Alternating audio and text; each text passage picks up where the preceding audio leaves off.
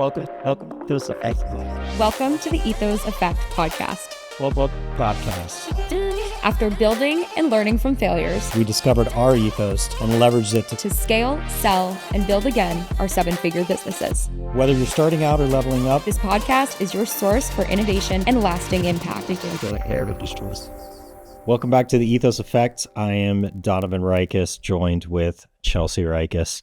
Today on the podcast, we had David Balat, very close to our industry, very interesting conversation. We actually just recently heard David speak at a conference we were at, focused on healthcare and more specifically employee benefits, the problems in it, and basically trying to resolve it. Industry leaders in our business basically getting together to share ideas instead of like competing with each other, right? Sharing ideas, best practices, cost containment strategies, solutions to bring to employers to actually make a difference. And David was on stage as kind of the enemy a little bit, if he had just his title, right? He was a former hospital CEO. Yeah. Which is kind of what we're combating, right? We're combating high hospital prices, surprise bills, Lack of transparency, all that kind of stuff. So he came from that world, but he's now, advising politicians, trying to actually create and affect change in the country for those same reasons. What do you think?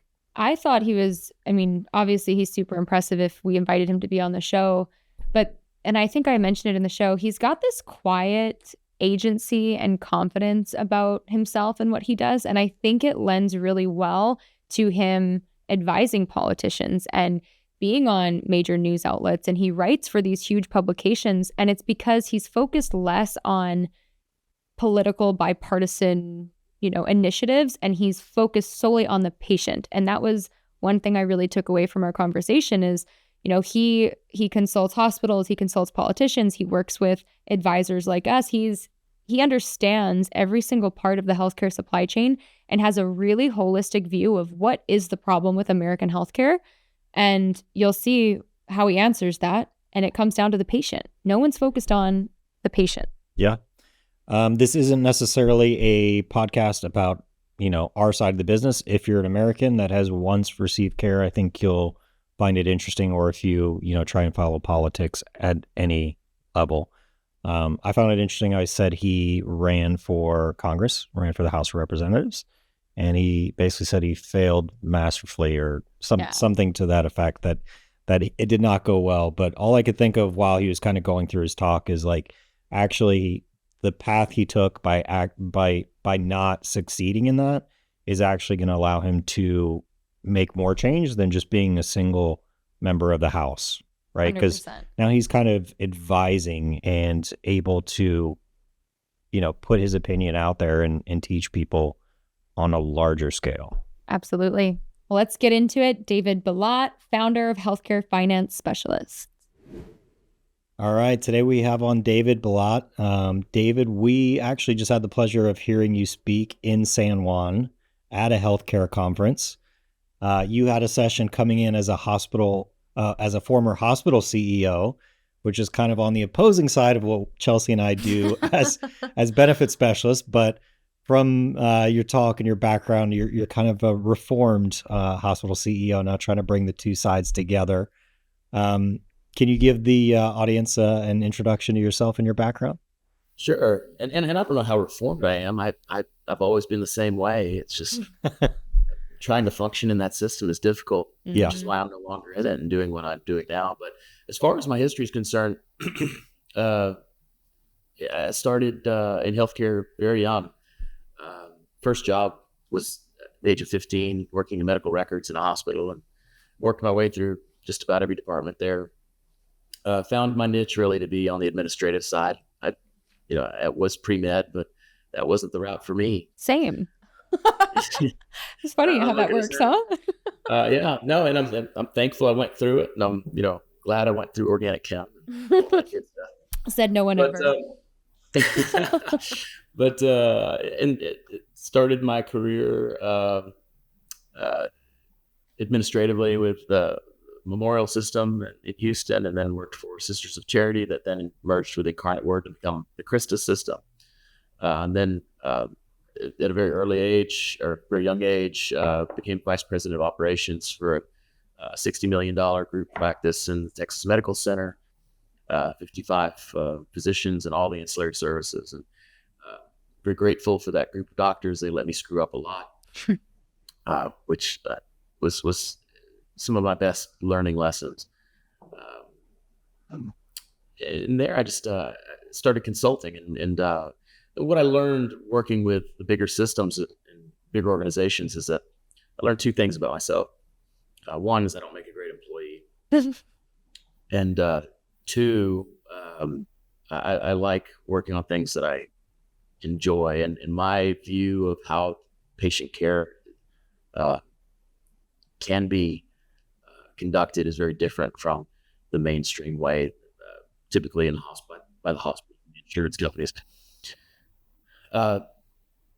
So I went on my own, had a consulting firm, worked with group practices, worked with hospitals, developed a reputation for turnarounds. So was in hospitals of all sizes, rural, community, physician-owned. And that was the last 7 years of my career. It's just working on turnarounds of those facilities. There was a moment in time where it just wasn't fun anymore. And right around that time, I was asked to run for office, and I said yes. And I don't know why I said yes. I jokingly tell people I was off my meds that day. But What office were you running for? I'm glad. What's that? What office were you running for? I was running for U.S. Congress. U.S. Congress. Okay. And lost gloriously in the primary. But it was all good. But what happened, a pivotal point, and I've told the current representative, he ended up winning the seat. He called me after he won his runoff and said, "David, you kicked my ass in every debate when it came to healthcare. I'd like you to advise me on that issue." And that's what I did. And he introduced me to a few other people at the national level. So I started advising U.S. senators and House members, and started doing that at the state level as well. And during that time, I also started a nonprofit called Free to Care, which is a coalition of member organizations from both the left and the right that come together and care about patient issues. But then I was recruited to lead the healthcare policy division for the largest think tank outside of Washington, D.C. I didn't even know that was a job. It was very new to me. Actually, how I got the job was quite funny, because I met the CEO at a meeting that we were advising a representative, and he said, "Hey, so what are you doing?" I said, "Well, I'm doing this. I don't really have any plans. I don't know what I'm doing after this. I still don't know what I want to be when I grow up." And he said, "Well, come to Austin, come meet with me." And I said, "Well, I'll be there. I can't remember. It's November, I think." And so I'm going into this beautiful building. I go to the conference room, and it's him and three other guys, and they just start drilling me about healthcare. And about 45 minutes in, I said, "This is a great place. Thank you for the invitation. I'm enjoying the conversation, but why am I here?" And they all started to laugh. And he looked at me and says, "Well, we don't normally keep people we're interviewing in the dark, but we wanted to interview you for a job." And so I said, "Sure. I got nothing else going on." And very quickly, I realized I don't know what the hell I'm doing. It was, it's a different world from what I brought. But he was very kind, and he gave me a lot of leeway. And he said, "Look, give yourself some time, understand the process. You bring a knowledge base that most people in this position don't have. And you connect to real world experiences." And that was absolutely true. I'm grateful to him for believing in me and giving me that opportunity. So when you think about like the hospital system in general, so earlier, you kind of corrected us and we said reform, like you've been the same way. It was just that maybe the system you were in wasn't aligned with your values. To a lot of our listeners, so this is not just a healthcare benefits podcast, right? We happen to do advising on healthcare plans, but this is totally open business. And I think a lot of our listeners might not know the world is, that we live in. So to kind of level set with maybe people who aren't in our industry, what would you say is the biggest problem with hospitals in this country? If you had to say one, I know that's hard. Consolidation. That's the biggest one. Consolidation. Yeah. I've said this publicly before, so it's not really an issue for me saying it again, but most hospital administrators have become they're not administrators in the way that we were trained early on. They've become glorified hotel managers because everything is run at the corporate level. That's where they're calling all the shots. There's not a sense of being connected to the community the way that it once was.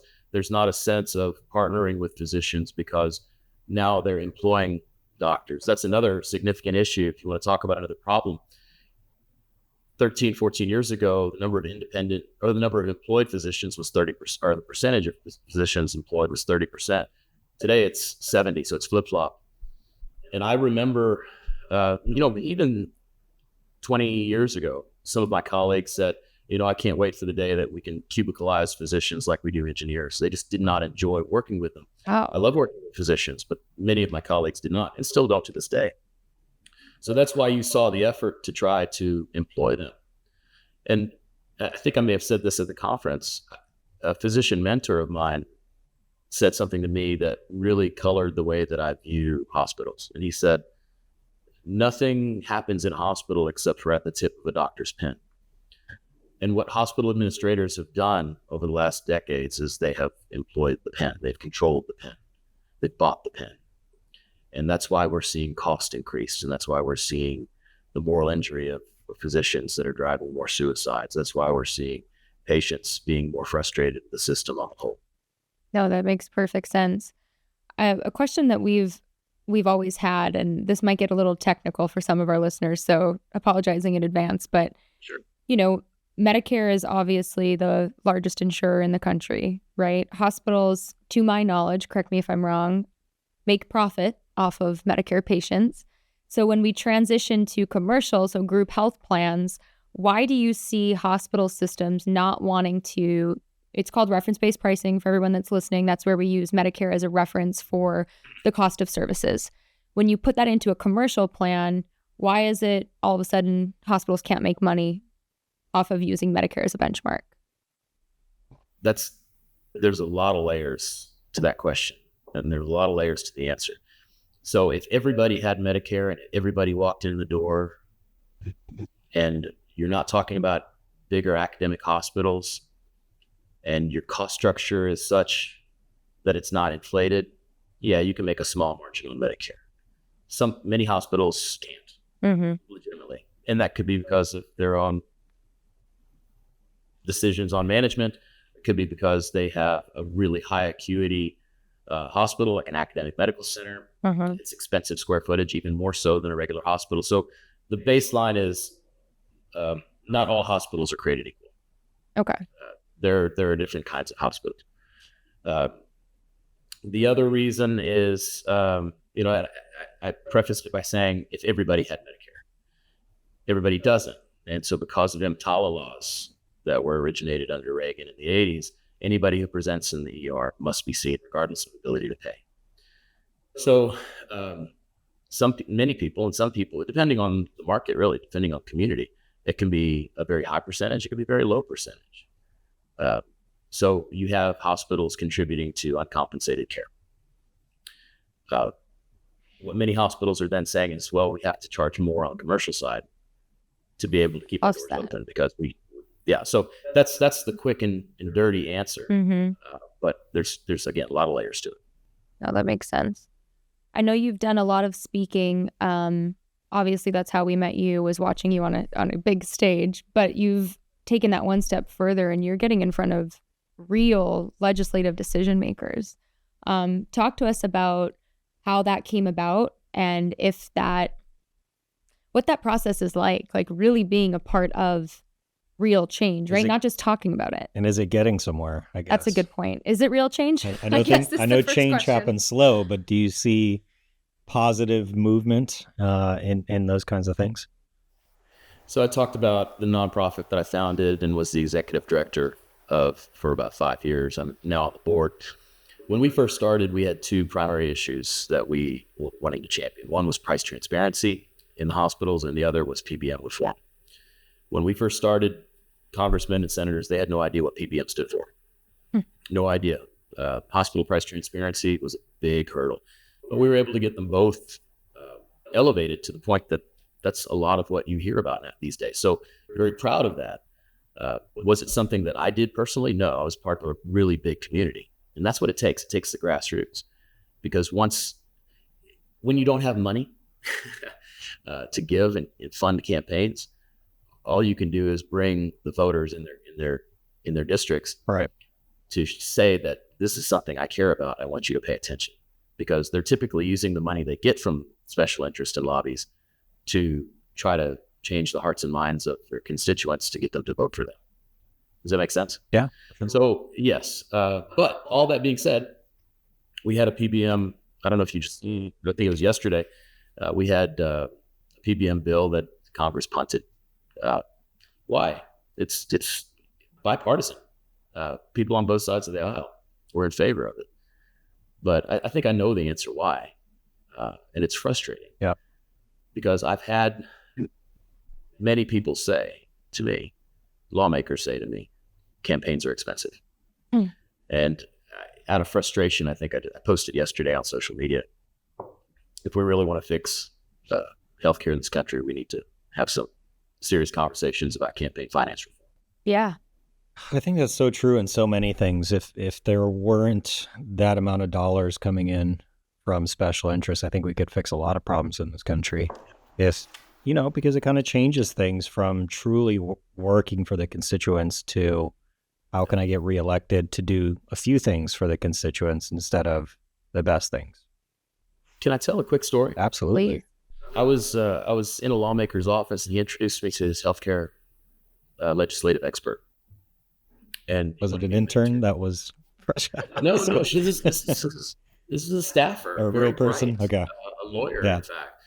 And it's not, these experts don't necessarily come from healthcare. They just were assigned, well, this is your area of expertise, get up to speed. Yeah. And she said, well, I have a diagram of healthcare industry in my office. And she goes to get it, and she pulls to me. It's a triangle. Pharma, insurance, hospital. Now, why? Because that's who's in their office. Yeah. Yeah. That's who they see Yep. almost on a daily basis. Wow. And I looked at it, nodded my head. I said, where's the doctor and the patient?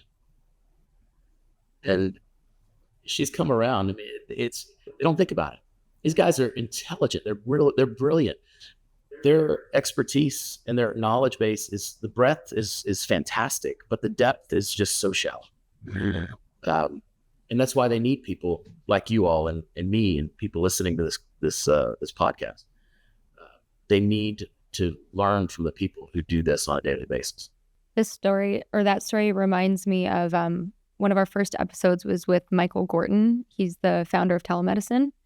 And he was the one to, testify in front of these state boards and basically do everything he could to just bring telemedicine, which now every single day we're using as if it's no big deal. But it was a fight. It included like an FBI raid, just crazy things that people, entrepreneurs, big visionaries have done to just get us to a place of what we consider now normal, right? And how long do you think it's going to be before healthcare transparency, or maybe at least in just pricing and billing, is the norm? And what we're talking about is, like there's no way telemedicine was a thing, like how far away are we from the normalization of healthcare transparency with hospitals? We're getting there. We've come a long way. More hospitals are becoming compliant. Think about it in these terms. The executive order came out of the Trump administration. Every executive order was rescinded when Biden took place, except for that one. And not only did they keep it in place, they strengthened it. Mm-hmm. They gave it more. They increased the penalties. Mm-hmm. Now, unfortunately, they're not enforcing. That was my next question. So there've been very few hospitals that have had to pay a penalty, and they're not really looking at the biggest offenders, because again, we're in an election year. But it's getting there, and I'm working on some projects right now where hospitals are starting to see the light. I'm working with a system in Texas that has agreed to let me work on bundled pricing for everything in the hospital system. amazing. And so those types of things are happening, and it's exciting. Do you think that enforceability is kind of like most things? Like I'm thinking like even like ACA, CAA. So ACA would be like affordability for employers. CAA is something employers have to do now, basically, to be a good fiduciary of their healthcare plan for their employees. But with all those things, like typically a law goes into place and it's 3, 4, 5 years before the enforcement of it actually comes back around. So they kind of, it is the law of the land, but there's not quite yet a penalty system for it. And that always seems to lag any legislation, at least in healthcare, from what I've noticed. I think it's that. I also think lawmakers need to justify their existence. We have a lot of laws on the books, and if they were all enforced, there wouldn't be a need for a lot of the ones that they're bringing to the table. So we have a patchwork system, and I think I did a talk this morning at a university for some students, and I think a big help would be not necessarily new laws, but repeal of so many that are already there on the books. We talk about PBM reform. I don't know that we need to do the kind of PBM reform that they're talking about if they just repeal the safe harbor. PBMs function under a safe harbor from the anti-kickback statute. Think about what I just said. They're given license by the federal government to have a business model akin to that of the mafia. And we think that's okay. Very true. Very interesting. I noticed your coffee mug. Can you tell us a little bit about that? That's when I had interns coverages at CARE, it was something I said a lot, so they put it on a mug for me. Yeah. And I tell people, when you hear a politician in DC talk about healthcare, they're not talking about healthcare, they're talking about health insurance. Yeah. Right. Talk about the dollars. Health insurance is not the delivery of healthcare. Right. And neither one of those things is our own personal health, but we've somehow conflated all of them. How big of a problem do you think a traditional broker is in this whole healthcare equation? Or maybe they're not, but I'm curious because when Donovan and I were talking and, talking about what we wanted to ask you, and one of the things I was really curious of is, if you could pick one problem that would change millions of lives within the healthcare system, what would it be? When I asked Donovan, I was like, what do you think that is in our business? And he was literally like, I think brokers are the problem, right? But do you find that to be true, or I feel like maybe your landscape's just so much more broad that we're just this tiny little piece in the puzzle? Well, let's address that. I think it depends. I think, some brokers in the states that they reside, they don't have a choice. Right. They function that way because of state law, but it always comes down to people. But what would fix and impact the lives of millions of people? The self-funded employers in this country represent, I think, 160, 170 million people. And I got so infuriated. I just read recently that many companies are calling upon Congress to fix healthcare. No, they can fix healthcare. They can be a part of the benefit design so that they can make healthcare accessible and affordable. And when I say that, brokers and advisors can be a part of that nationwide solution. So I think there's a real opportunity in the things that you all are doing, and the conference we just came from, and other organizations that I'm also a part of, are really seeking to have the partnership between the employers and the brokers and advisors be a little bit different in thinking in terms of longevity and partnership with the employer so that they can do things differently. Employers are afraid. Yeah. And the folks in your industry are in a prime position to be able to help them be braver so that they can make those changes. Yeah. I love the way that you said that.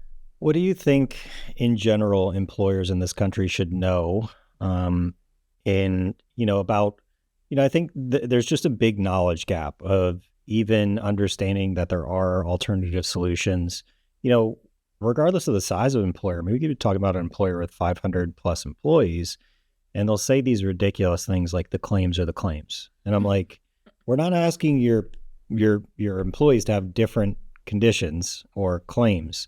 The question is the dollars. But in general, what do you think employers should know that would kind of help them just approach the decision-making process from a better place, not necessarily like the solution or the remedy to it, but how do they need to think about healthcare when trying to improve this for their employees? I think one of the things that I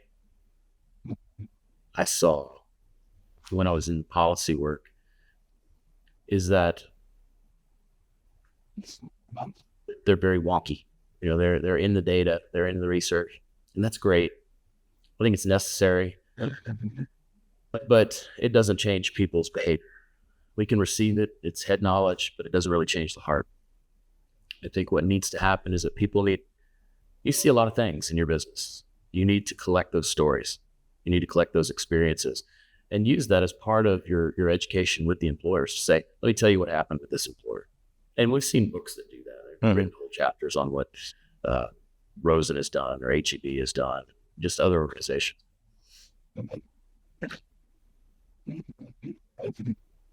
Storytelling is profoundly important and transformative. And so I think people in their presentations need to be better about not being bullet point focused as opposed to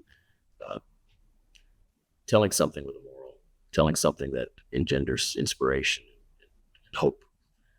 That's where we've been lacking, I believe.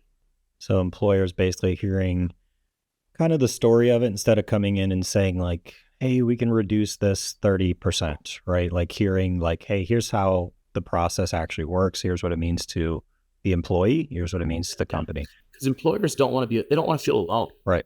Well, I don't want to be the first to do that. Right. I don't want to try something that's experimental. But if they hear this person has done it, and you know what, here's an employer that has the same number of employees as you, and they're maybe in a different industry, but this is their experience and this is what happened. And here's another one that did it. Here's another one that did it. And then when they don't feel alone anymore, they feel more comfortable in being able to trying something new and something novel and unique. What do you think when we think about your ethos, right? You've done a lot within healthcare and now healthcare financing. You've had a lot of impact. You write for national and international news outlets, right? You've testified, like you know your shit, obviously. But what is that ethos, that guiding character and principle that makes you want to do all of this? Because you're really putting yourself out there, right? Like you are, and I have to commend you for that. I think you have this agency about yourself that you don't see in a lot of people. Obviously you're knowledgeable, but just this like vulnerability. And I feel like you lead through collaboration, and that's why you've been so successful. But sorry, just wanted to give you that quick compliment. What is your ethos? What is your driving force? The patient. Okay. The one we all tend to miss in the healthcare equation, which is the only one that matters. That one? Yeah. I mean, I was an orderly in college when that was a job, and I was in a smaller hospital. I always go back to some of those experiences, and I was given, when it got real busy, they let me do things I probably shouldn't have done. But just having to take care of people. And, when you're in a business where the customer is coming in a vulnerable state, you have a greater responsibility to extend care. And, there have been times when, I'll tell you the story that keeps coming to mind right now is there was, and I hope it's okay to share it. Absolutely. I can get a little graphic. But a patient came in. She came in from a nursing home. She had defecated on herself for a couple of days. Nobody paid attention to her. It all dried on her. And the doctors couldn't get to her. There's some big emergencies coming through. They literally handed me a bottle of lotion and a box of tissues. And it wasn't the fact that I had to do something pretty disgusting that really impacted me and it's made that a core memory. It was looking her in the eye and seeing the tears run down her face. That's not where she wanted to be. She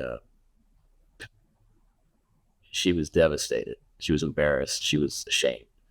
And I was given the opportunity to not only help care for her, but not make her feel the way she was feeling. And I remember looking at her, saying, "Tell me about your grandkids." Mhm. And she lit up a little bit, and I proceeded to do what I needed to do while she was telling me about the good things. Uh, that will always be something that I think about. There's many others. Uh, Even when I was, my philosophy in running hospitals was create an environment where people who are trained to take care of people, uh, let them take care of people. Yeah. Don't get in their way. Right. So I enjoyed, my management style was management by walking around. I try to spend as much time with patients and staff and let them know that I'm there to support them. So it's about the patient. Yeah. That's why I do what I do. I love it. So it's 2024. What are the big things you are either hoping to advance or conversations that are kind of happening out there as far as legislation, education, maybe training? Like what's kind of your plan for your work and the conversations you're pushing for the upcoming year? Transparency and competition. Okay. There was a great quote in the State House here in Texas. Chairman James Frank said, having transparency is great, but if you don't have competition, you're just seeing how bad you're getting screwed. That's true. And that's exactly true. Yeah. So we need to work on both at the same time. We've got to have more transparency. We need to have more integrity, and we need to have an environment where there's more competition. Okay. With that, going back to employers, kind of the work that Chelsea and I do, what should employers know about the Consolidated Appropriations Act? What do you think that's doing for them and how, That they have the right to know. Yeah. That they have a right to know what kind of money is flowing through this plan that they're contributing heavily to. And are they getting the benefit? Are the employees getting the benefit? Are they getting the best deal? Being a fiduciary has really been elevated here in the last few weeks with the Johnson & Johnson lawsuit. And employers are starting to take notice. And I'm thankful for it because they should. They have a legal duty to be a fiduciary. Yep. And I believe that that's going to make some changes, or it's going to create some change in behavior. Long time coming, isn't it? It is, Yeah. no doubt. I actually came from the 401k side, and they went through similar things, and companies would get sued for all kinds of reasons, and it could be too many investment options, not enough. The expense ratio is 25 basis points too high, so 0.25%, right? And when you look at that in comparison to basically the fraud, waste, and abuse in healthcare, you're like, that is peanuts. Like, that's crazy. Piles of cash to pick up quarters. Yeah. Yes. Yeah. I'm like, even over, they'd always project those over an employee's lifetime, being there 10, 20, 30 years. But so much worse is happening in the healthcare plan every day. So I very literally started in this industry seeing that. And I was like, not only is it wrong, like this is going to be a bigger problem. It is a bigger problem now. It's going to become a bigger problem. And then we're going to see the exact same thing happen. So I'm super excited for this year in the sense that employers are going to be forced to realize action needs to be taken, right? Like there's no more kind of hiding, pushing the responsibility, picking the worst out of 4 quotes and kind of moving on, right? Yeah. Yeah. No, 100% agree. So the work of trailblazing and transparency and creating big change obviously is tiring. It can be very inspiring when you're around the right people, but I know we've talked about this before, that sense of community, right? Not going at it alone. And I think a lot of entrepreneurs can reflect on sometimes the journey's lonely, right? What's your advice for people that are like putting up the good fight? Maybe they're meeting some resistance. Maybe they feel alone. How can they kind of keep that inspiration to do what you've done over multiple years or decades? I think finding your people is important. Commiserating when you're having down times, it's important. Being realistic about your expectations, I think, is important. Yeah. Because for me, if I'm helping one person, it's worth it. Mm-hmm. Do I think I'm going to be able to change American healthcare? I'm going to try. Do I think I can do it alone? It'd be great if we could. And I think I may have said this in my talk. Do I think the current system is reparable? I really don't. but I do think that we can create a system in parallel that will force it to compete. That's my hope. And I think that's very doable. It's a realistic goal. So having realistic goals is important, because you don't want to set yourself up for failure.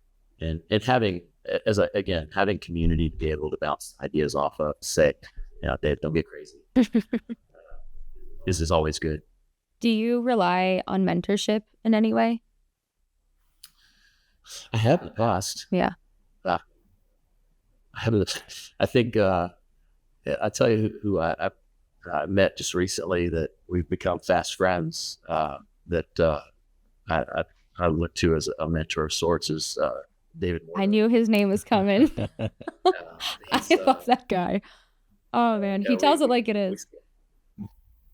Go ahead. I said he tells it like it is. He commented on one of my LinkedIn posts that I pissed him off before 10 a.m. And I was like, dude, if this is what pisses you off before 10 a.m., this is a good day. Okay. Yeah. No, but I don't care if we don't agree on 80% of things. If we can have a relationship and a discussion where it's honest and open and raw, but we're able to learn from each other, which he and I have been able to do, then I love that. I don't like the pretense. I don't like the political, diplomatic kind of conversations. I'm too old for that shit. Let's have a real discussion, and let's agree to disagree if that's what the ending is. But I would love to have a conversation and just get somebody's perspective. I want to know what your why is. Mm-hmm. So I find that interesting because you obviously ran for office. So what was your plan if you got elected and you didn't want to deal with the bullshit that goes on in politics? Like, what would your approach have been? Just you just would have taken that real approach. I always tell Donovan, I'm like, you have a mind for politics. Like, you would be so good at it. I don't have the attitude. Yeah, definitely not the right attitude. Yeah.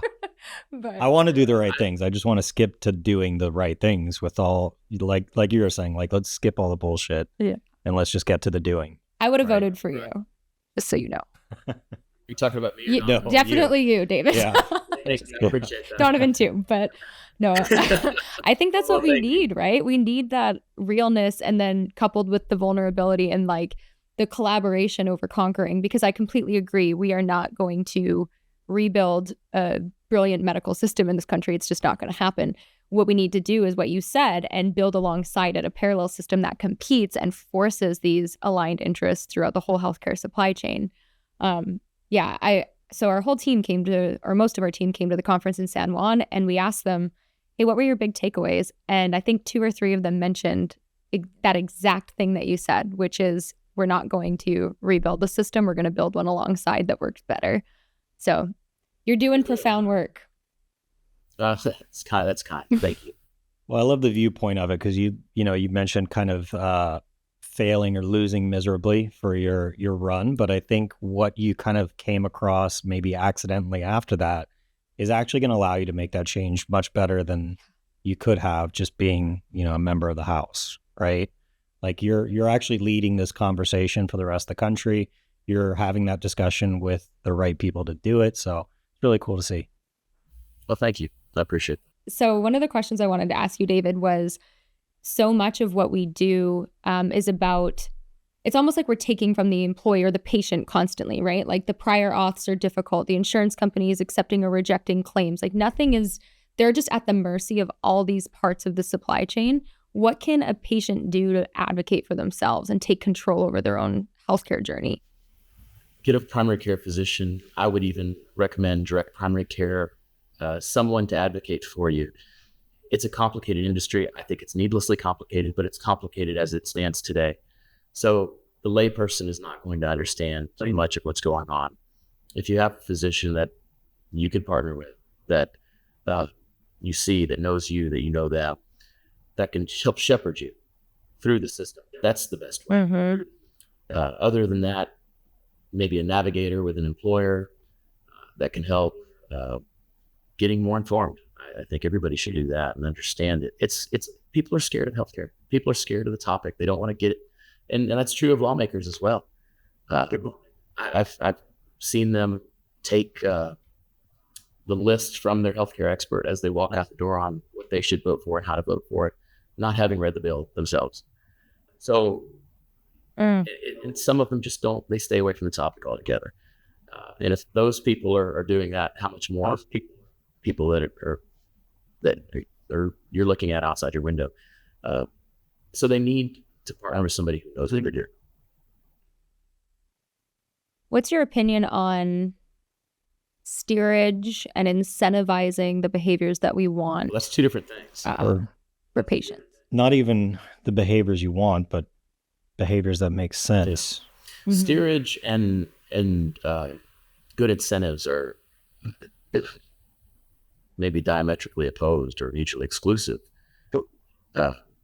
What you want to do is create good motivations. You know, with the hospital system, the project I'm working on that I mentioned, where we're creating a third tier, where if you attend or you have services in their facilities, you know what the pricing is up front.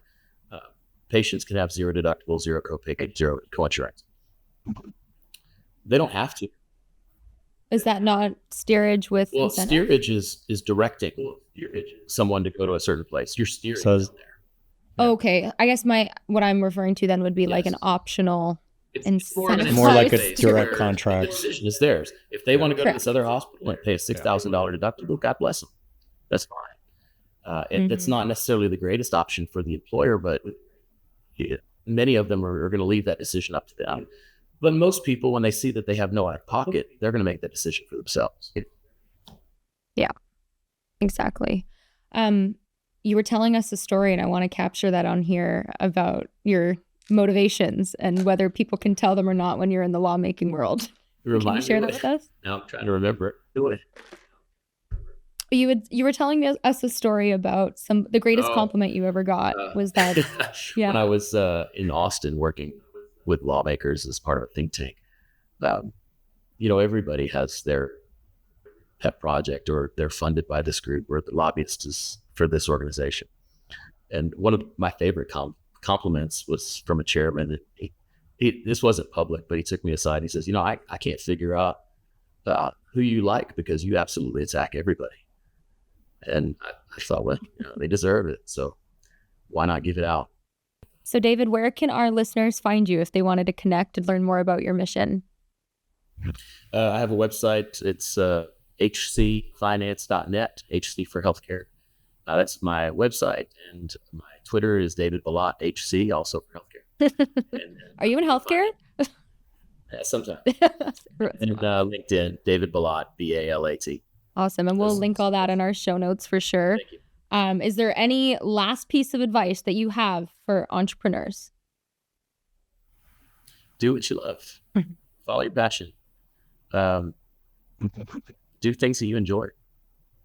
You know, I've gotten to the point now where I get up and I like looking forward to my day, because I work with people that I want to work with, and I don't work with people I don't want to work with. I know that is a luxury, but you can work your way towards that. Exactly. I love it. Do you have any other questions? No, thank you for taking the time. I appreciate it. We'll get this edited up. Might be a few weeks out, but we'll get you a bunch of clips of it and all that kind of stuff, so you can put it out on your own social media and get that all to you for approval before they go live. Cool. Thanks, David. It was nice to see you again.